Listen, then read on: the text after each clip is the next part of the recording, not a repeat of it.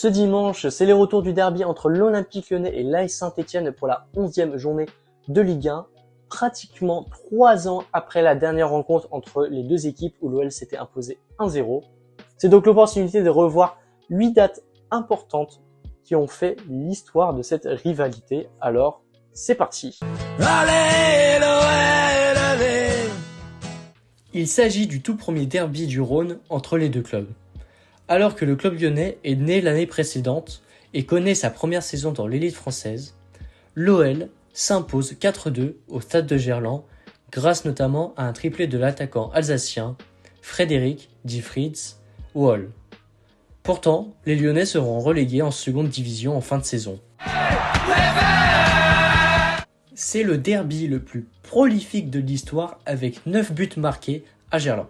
Et ça commence dès la 8e minute, Saint-Étienne ouvre le score et double la mise 10 minutes plus tard. Après un doublé d'Angel Rambert en 2 minutes, Lyon revient à 2-2 à la pause. Puis prend l'avantage par 2 fois, mais l'ASSE égalise à chaque fois et marque finalement à la 85e minute pour signer une victoire à l'extérieur, 5-4. En pleine hégémonie, les Verts vont signer une victoire à Lyon avec un écart étant le plus important de l'histoire du derby en ce jour du 25 octobre 1969. 7-1 pour les Stéphanois, avec un doublé d'Hervé Révelli et de Salif Keita notamment.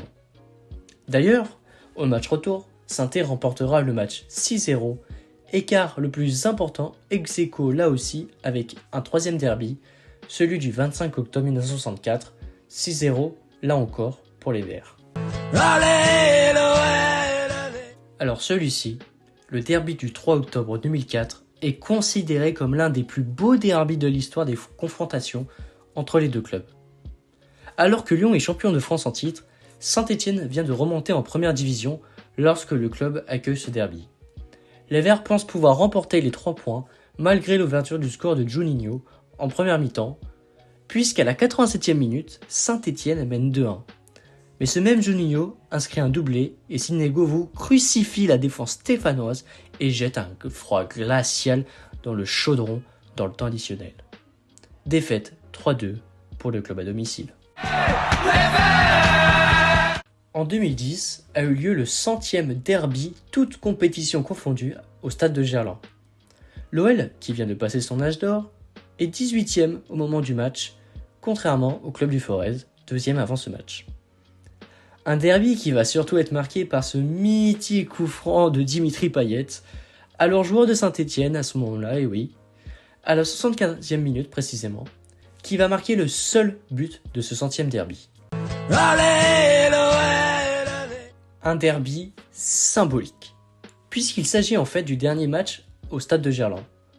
Pour clôturer cette histoire, les Lyonnais vont s'imposer 3-0 grâce à un triplé d'Alexandre Lacazette, un des seuls triplés du derby avec un certain Fritz Wöhl, et oui, celui qui a mis le triplé lors du tout premier derby qui avait déjà eu lieu à Gerland. La boucle est donc bouclée pour cette dernière dans l'antre du rugby aujourd'hui.